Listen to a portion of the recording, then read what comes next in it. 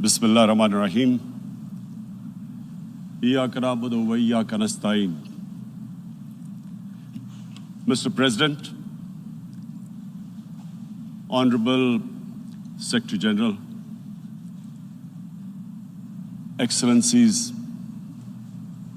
ladies and gentlemen, I feel honored today to represent my country at this forum of world leaders, where we have a chance to discuss problems that the world is facing. I want to talk about a lot of problems, but just four today. And I especially came to this forum despite a difficult time in my country, facing challenges. I would not have come, but because I feel that there are some very urgent problems which the world must address. So first of all, I start with climate change. So many leaders have talked about climate change.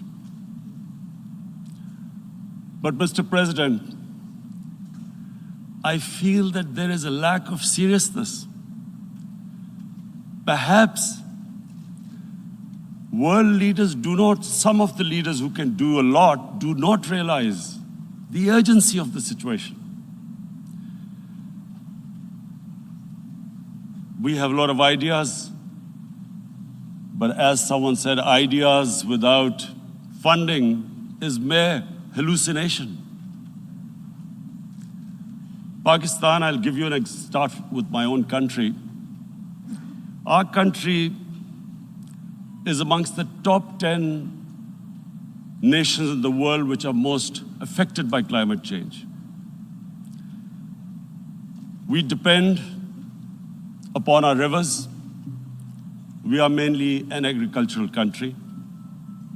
And 80% of the water in our rivers comes from our glaciers. The glaciers not just on the Pakistani side, even India. The 80% of the water in Ganges and the Indian rivers also comes from the glaciers, from the Himalayan glaciers, Karakoram, Hindu Kush. And these glaciers are melting at quite a rapid pace. We detected already 5,000 glacial lakes in our mountains.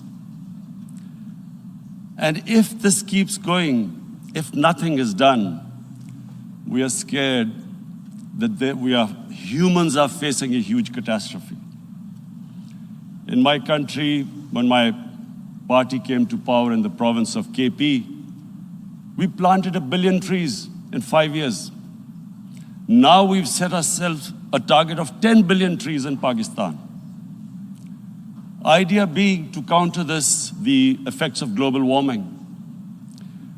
But one country cannot do anything. This has to be a combined effort of the world.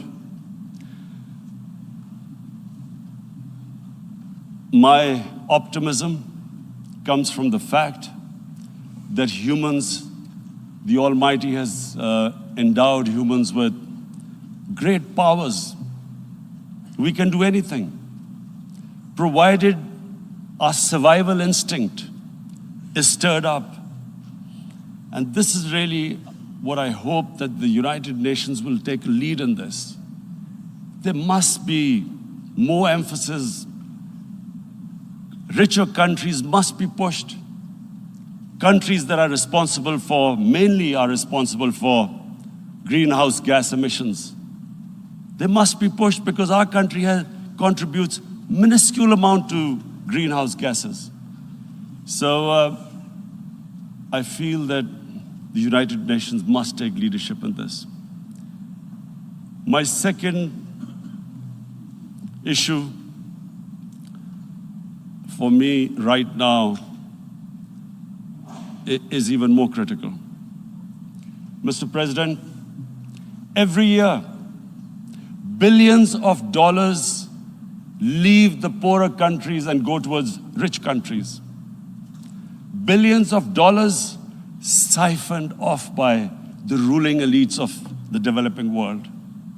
And they find their way into Western bank accounts, offshore accounts, tax havens, expensive properties hidden behind companies bought in Western capitals. Mr. President, this is devastating the developing world. This is causing more poverty, debts. It's impoverishing the developing world. The difference between rich and poor countries is growing because of this. Money laundering, which happens because money leaves the poorer countries into rich countries, is not treated the same as, for instance, money from drugs or terror financing.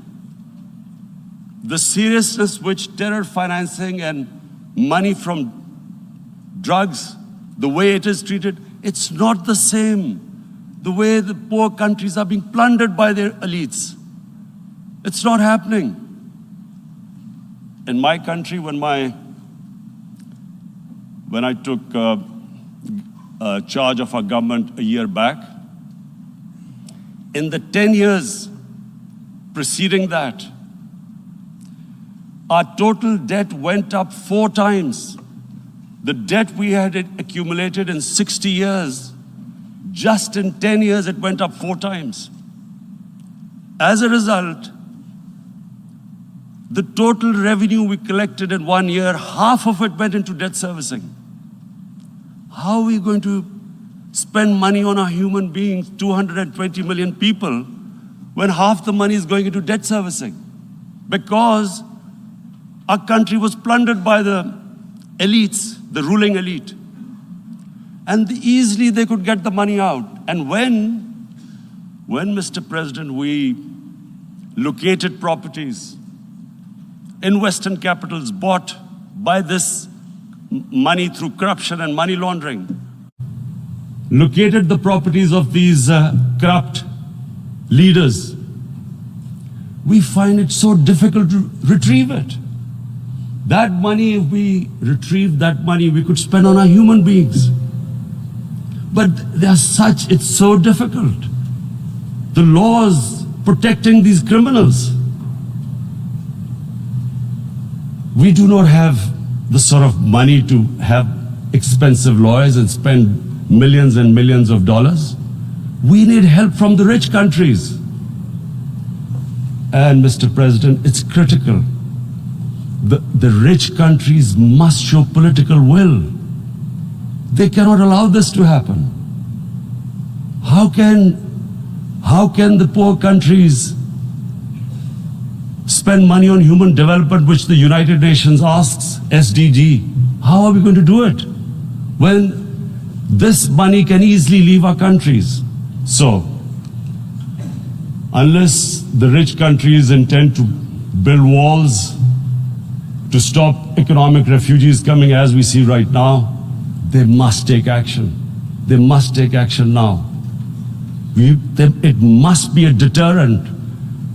Corrupt ruling elites should not be able to take money out easily and park it into foreign bank accounts and into these properties abroad. And I never understand why. Why do we have these tax havens? Why is this allowed? Why shouldn't rich people pay taxes? Why is it legal to have these tax havens where you have these secret accounts? Because, world is changing. The population of the world is growing. Sooner or later, you're going to have a crisis. If the poor get poorer and the rich get richer, there is going to be a crisis sooner or later. So this is my second point. I hope that the United Nations takes a lead in this. It involves the IMF, the World Bank, Asian Development Bank. They must find a way of stopping this plunder of the developing world. My third point is Islamophobia.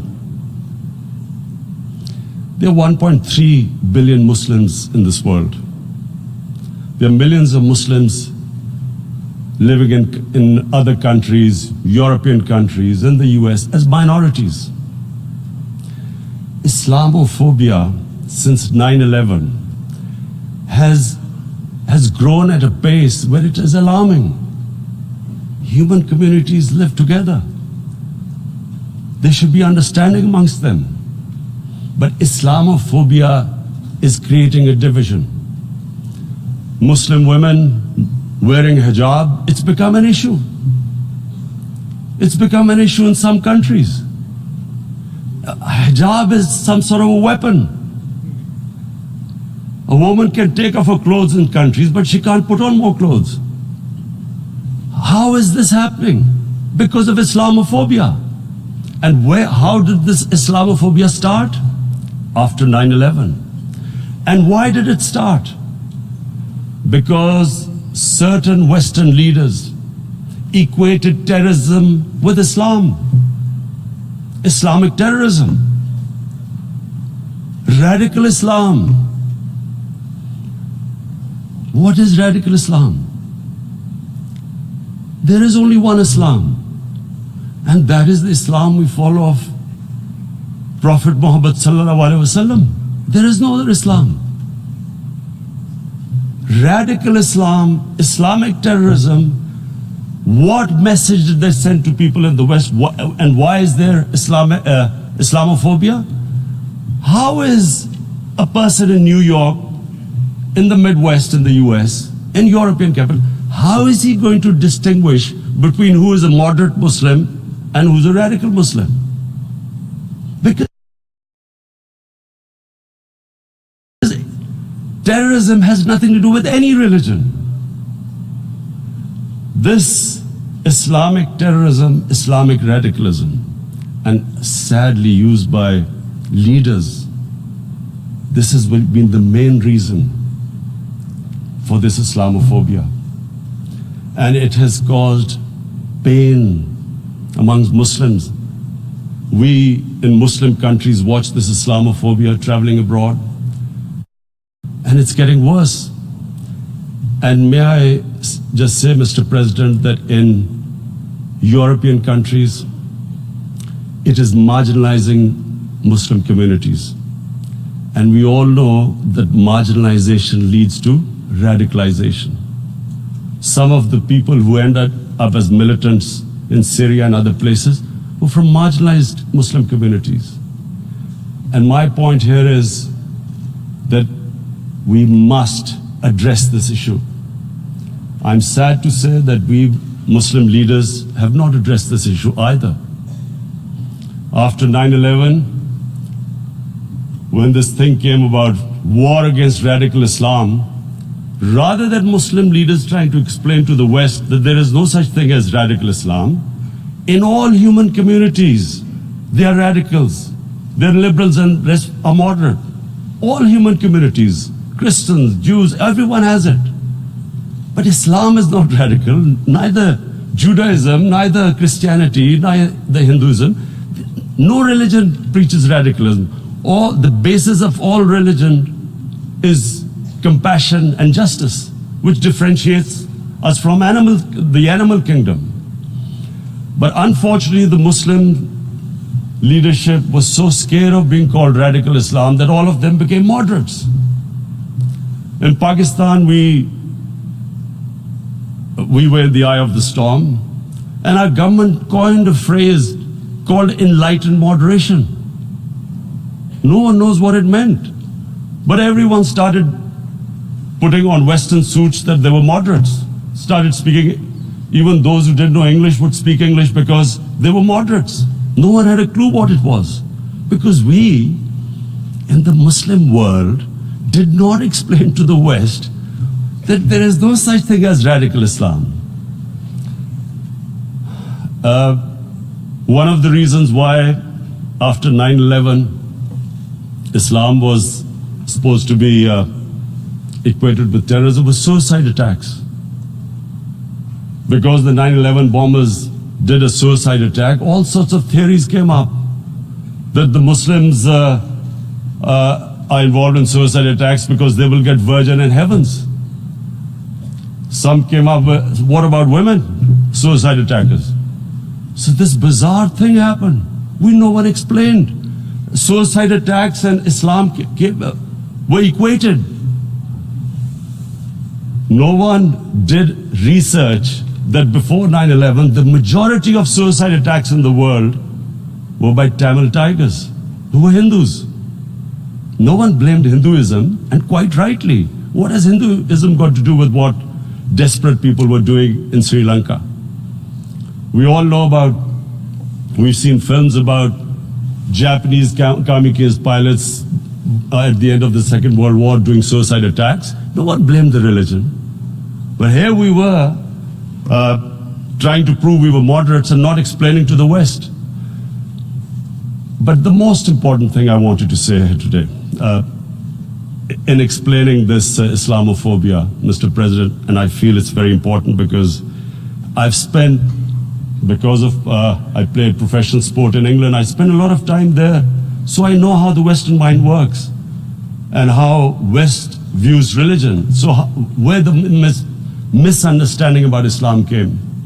And one of the reasons it caused Islamophobia. That was, in 1989, this book was published, maligning, insulting, ridiculing our Prophet Muhammad sallallahu alaihi wasallam. And there was a reaction in the Muslim world. The West couldn't understand what was the problem. Because in the West, because I have spent so much time in the West, religion is perceived completely differently. They don't look upon religion like we do. And so, Islam was supposed to be an intolerant religion. It was against freedom of expression. And Islam took a real beating 30 years ago. I still remember it became a watershed. And every 2 or 3 years, someone would malign our Prophet, peace be upon him. There would be a reaction by the Muslims. And again, it was Islam, an intolerant religion. Again, this time,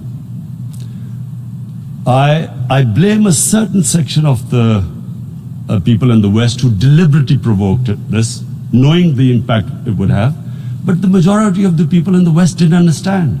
This is where, again, Muslim leadership let the Muslims down.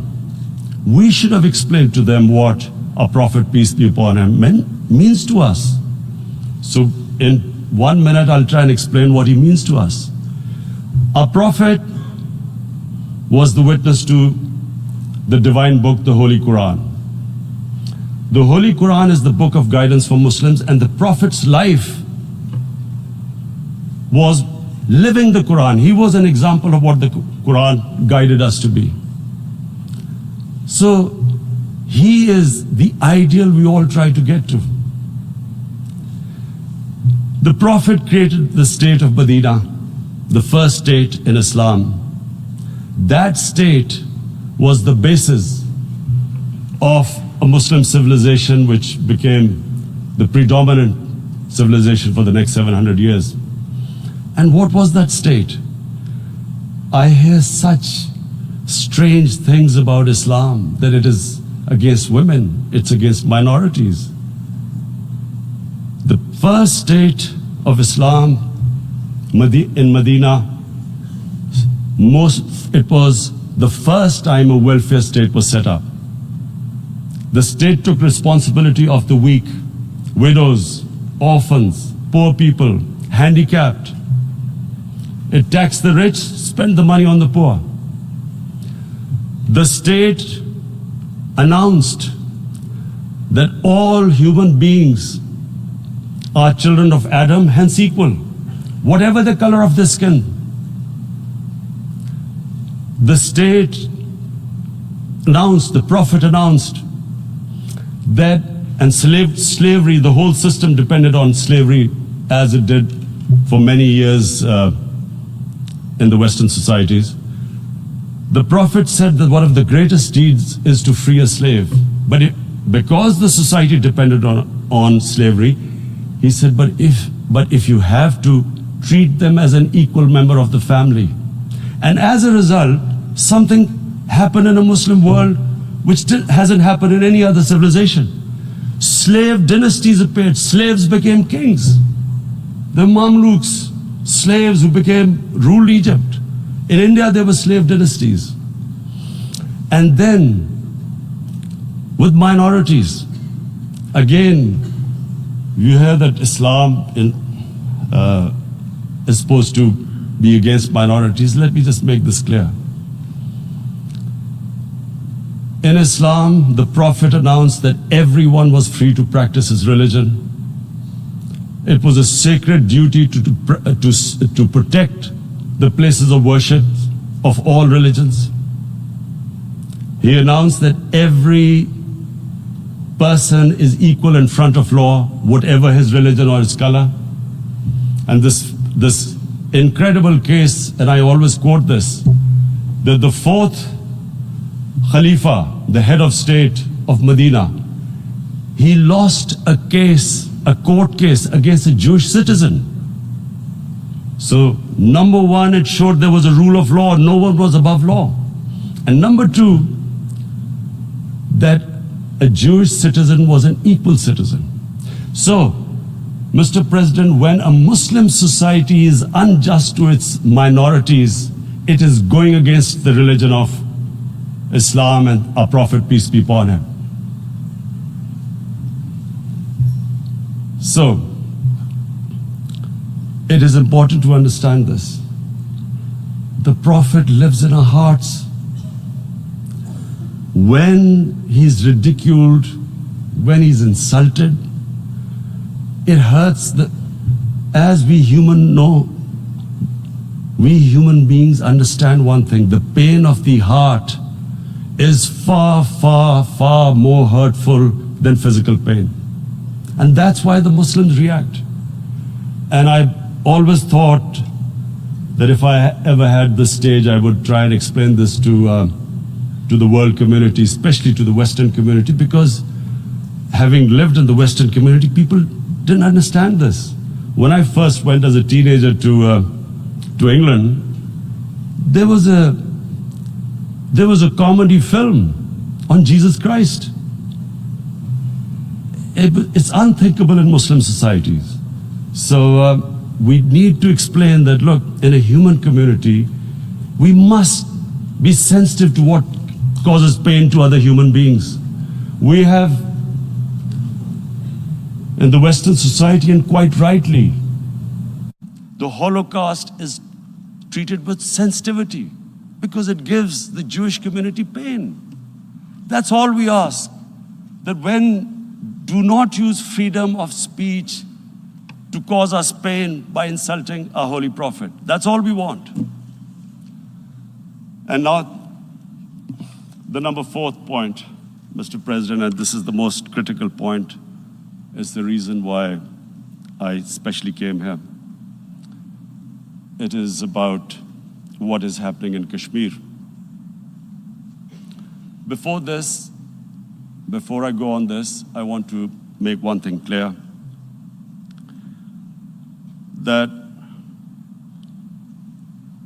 when we came to power, my first priority was that Pakistan would be a country which will try its best to bring peace.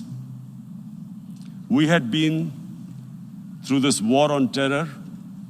We joined the United States war on terror after 2001. And Pakistan went through one of its worst periods where 70,000 Pakistanis died and over 150 billion was lost to our economy.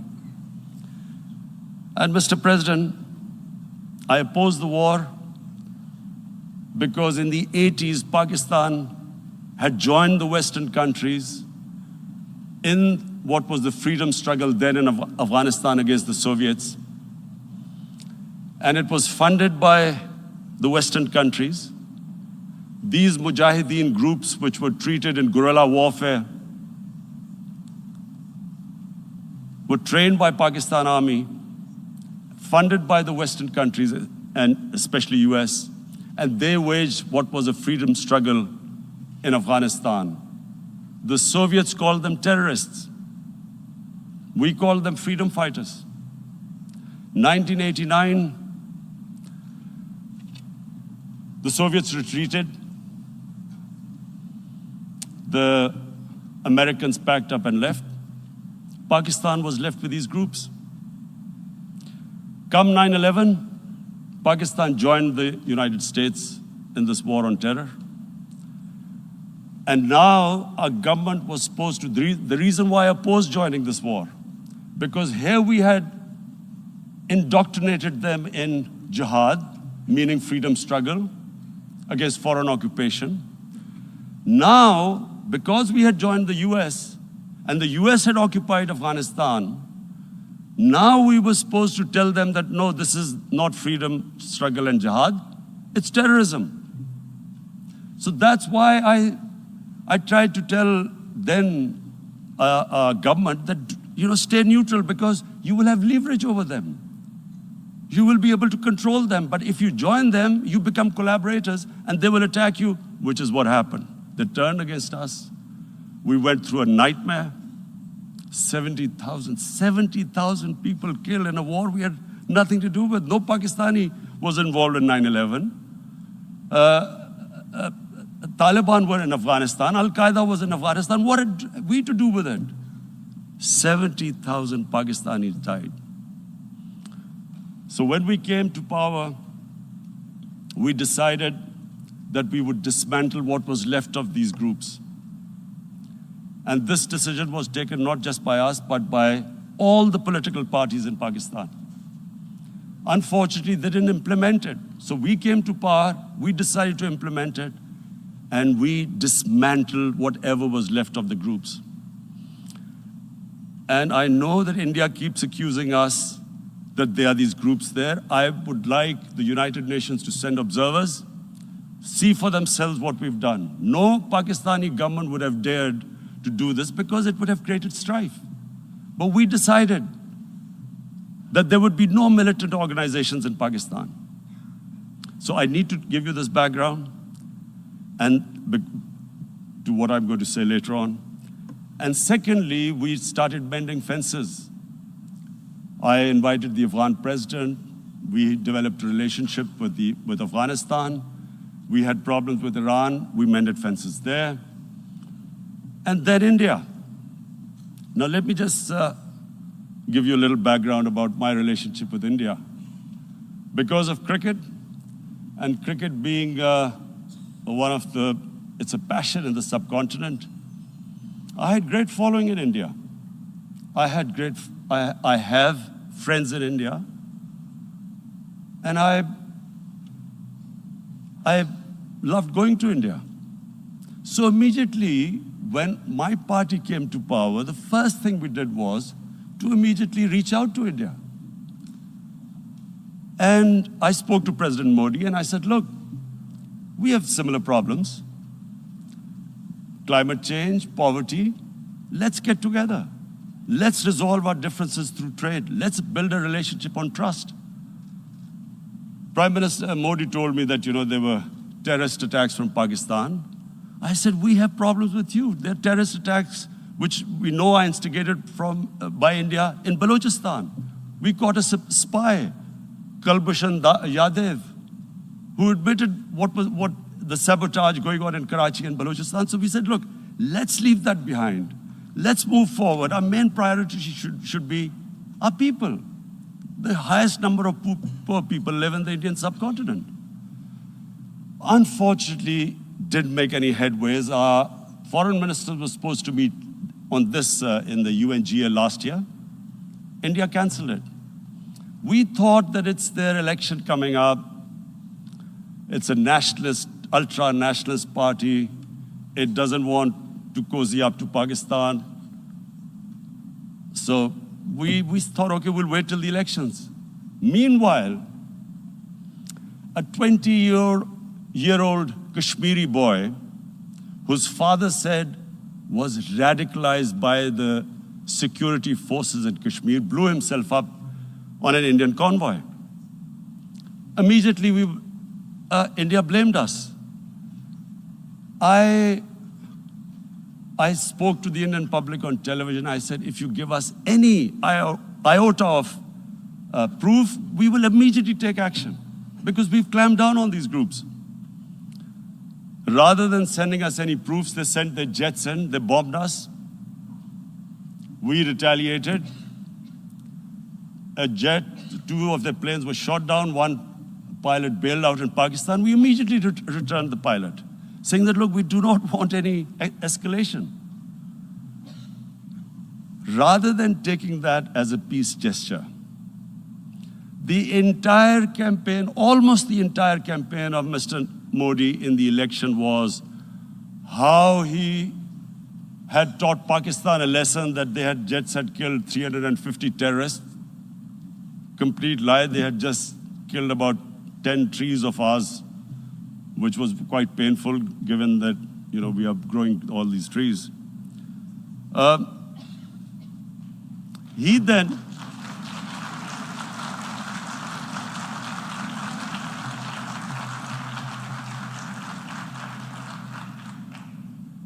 the election campaign, Mr. Modi used words like, this is just a trailer, the movie is about to start. I went into Pakistan and taught them a lesson. This was the election campaign. Okay, so we thought, us politicians make all these statements to win elections. So, okay, after elections, we'll get back to our normal relationship. Well, the moment the elections ended, we approached India, no response, but then we discovered they were trying to push us in the FATF blacklist to bankrupt us. That's when we realized there was an agenda. And that agenda became obvious on the 5th August when India went against 11 United Nations Security Council resolutions which say that Kashmir is a disputed territory and the people of Kashmir have the right of self-determination. They went against that. They went against Simla Accord, which is about bilateral, sorting out our differences through bilateral means, went against that. They actually went against the Indian Constitution. Illegally, they revoked Article 370, which gave Kashmir the special status. They got an extra 180,000 troops there. Total number of security forces in Kashmir now are 900,000. And they put 8 million people of Kashmir under curfew.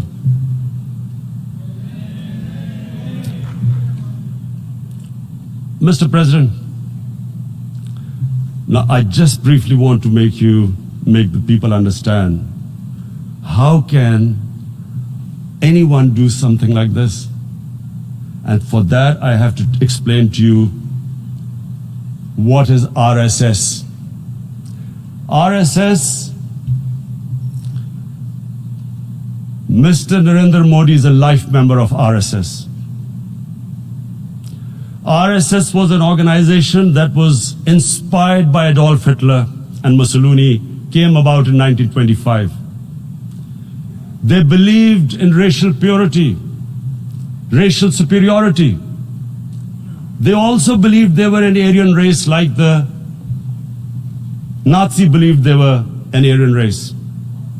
All that I'm saying can be verified. This is the time of information revolution. You can Google all this, what I'm saying. But it is very important for me to explain this to you so you know what is happening in India. This RSS believed in the ethnic cleansing of Muslims from India. At one point, there was racial superiority of the Hindu race. Secondly, it was hatred for the Muslims and for the Christians because they believed that this golden age of Hindu civilization was stopped because of Muslim rule centuries back and then the British rule of India. So it was racial superiority and hatred for Muslims and Christians. This is openly stated. You look at the founding fathers of RSS, Golwalkar and Savarkar.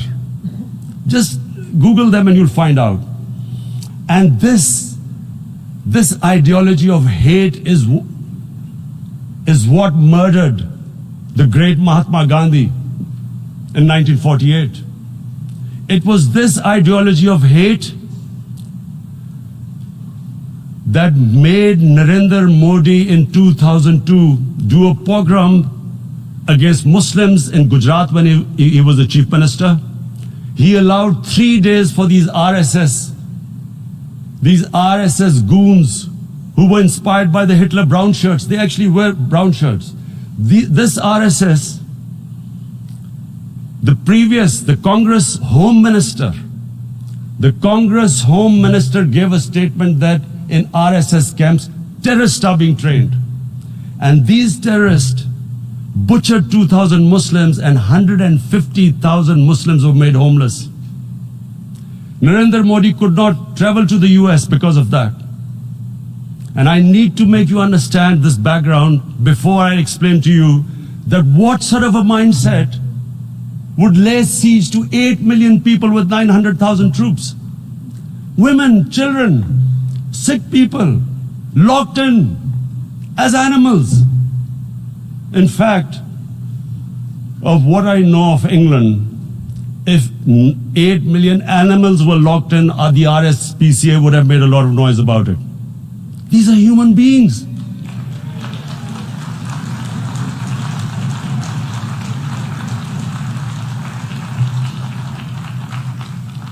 And Mr. President, what comes with racial superiority, these illusions of Aryan superior race, is arrogance. The two go together. And it's arrogance that makes people make mistakes and do stupid things. Cruel things like what Narendra Modi has done. It's sheer arrogance. And it's arrogance that has blinded him from the fact that what is going to happen when the curfew is lifted. Has he thought about it? This hasn't been thought through. What is he going to do when he lifts the curfew? Does he think that people of Kashmir will quietly accept the status quo because India has changed the constitution and taken away the special status? They'll accept that? Mr. President, 100,000 Kashmiris have died in the past 30 years because they were denied the right given by the United Nations, the right for self-determination. 100,000 have died and 11,000 women have been raped. There are 2 United Nations human rights reports on this. The world hasn't done anything because India is a huge market, 1.2 billion people. Sadly, the material prevails over the human. But this has serious consequences. Again, I repeat, that's why I'm here. Look, what is going to happen when the curfew is lifted will be a bloodbath. The people will come out. There are 900,000 troops there. They haven't come to, as Narendra Modi says, he's done this for prosperity of Kashmir. This is supposed to be for the development. These 900,000 troops, what are they going to do when they come out? There'll be a bloodbath. Has he thought it through what happens then? Mr. President, has anyone thought that what happens when there is a bloodbath? What do you think the impact will have on people of Kashmir? What do you think they will think? The way they have been boxed in their houses, treated like worse than animals, no rights. Thousands of all the political leadership has been arrested, taken out of Kashmir. Even those Kashmiri leaders who were pro-India have been taken out. 13,000 boys have been picked up and taken to God knows which destinations. So what do they think? What will the people of Kashmir do when they lift the curfew? They will be out in the streets. And what will these soldiers do? They will shoot them. They've already used pellet guns, blinded young boys. In the last 6 years, the 5 years, the oppression that has gone on in Kashmir. And so, Kashmiris will be further radicalized. Mr. President, there will be another Pulwama. And guess what? India will blame us. They're already blaming us. They're saying all this is happening because of Pakistan. One of their defense ministers said there are 500 terrorists lined up on the border to go in. Why would Pakistan send 500 terrorists when there are 900,000 troops? What impact are they going to make? What will they do? And why would? Don't we know that the moment there is some terrorist attack, all that will happen is there will be further cruelty and oppression of the people of Kashmir. We will just give the 900,000 troops to further crush the people of Kashmir. And then we'll give the Indian government an excuse that, look, Pakistan is a terrorist state, and this mantra that has gone on, Islamic terrorism. The moment you use this catchword, Islamic terrorism, the whole world turns away. No one talks about human rights. You can do whatever you want, which is what has happened in Kashmir, because they keep using this word, Islamic terrorism. And this is what they're doing right now. What do we benefit from further increasing the cruelty on the people of Kashmir? And why would we want this? But there is no other narrative left for India. As when they lift the curfew, whatever happens, Pakistan will be blamed, and there is always a danger of another Pulwama. They might come and bomb us again, and then another cycle might start. And what does Narendra Modi think? That 180 million Muslims of India are thinking right now. Aren't they watching these Kashmiris stuck inside for 55 days they've been stuck in? Aren't they watching? What do you think? Don't you think that the Muslims will be radicalized in India? And I'm talking about 180 million people. And when they get radicalized, there will be some incident in India somewhere down the line. Again, we will be blamed. And I'm warning you right now, again, we will be blamed. And Mr. President, what about 1.3 billion Muslims who are watching this? And they know that it is only happening in Kashmir because they're Kashmiri Muslims. This is not happening to Kashmiri Hindus. They know that this is happening because of their religion. So what do you think they will be thinking? What do you think the Jewish community would think if they were, forget 8,000 Jews stuck like this? What do you think Europeans would think? What do we think? I mean, any human community, if their members are stuck like that, what do you think they will think? Are we a children of a lesser God? Is it not going to cause us pain? And then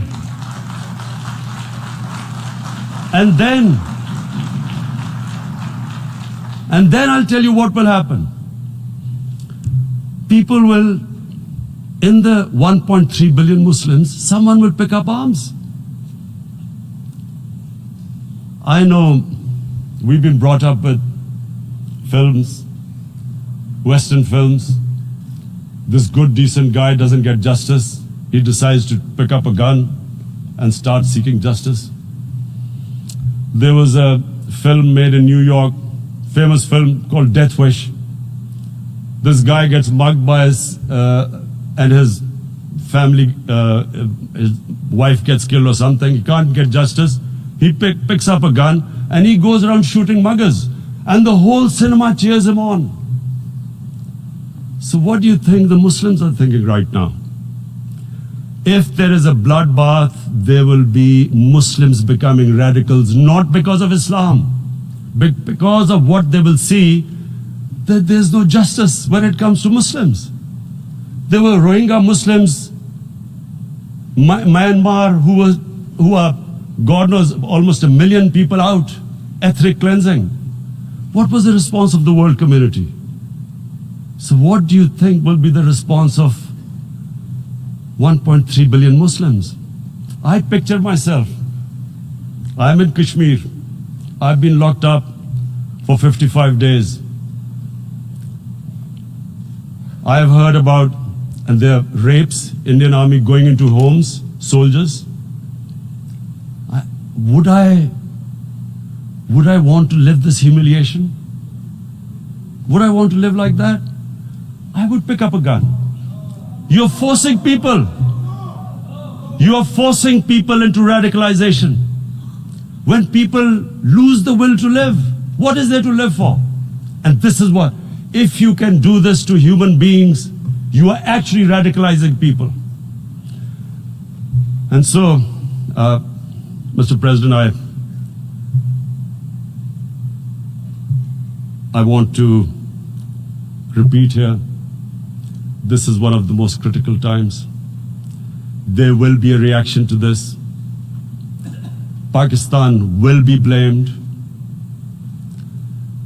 2 nuclear-armed countries will come face to face like we came in February.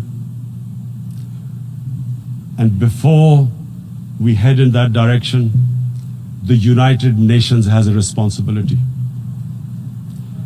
This is why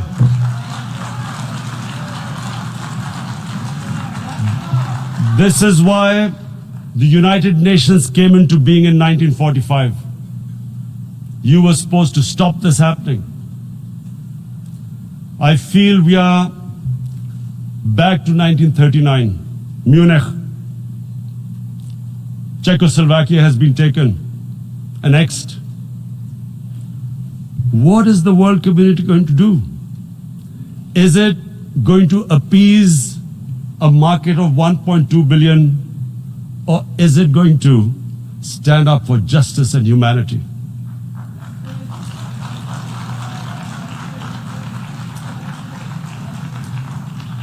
If this goes wrong, you hope for the best, but be prepared for the worst. If a conventional war starts between the 2 countries, Mr. President, if a conventional war starts, and anything could happen, but supposing a country 7 times smaller than its neighbor is faced with the choice, either you surrender or you fight for your freedom till death, what will we do? I ask myself this question.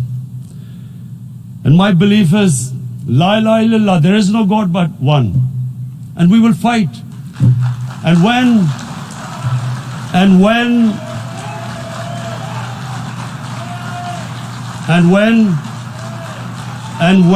a nuclear-armed country fights to the end, it will have consequences far beyond the borders.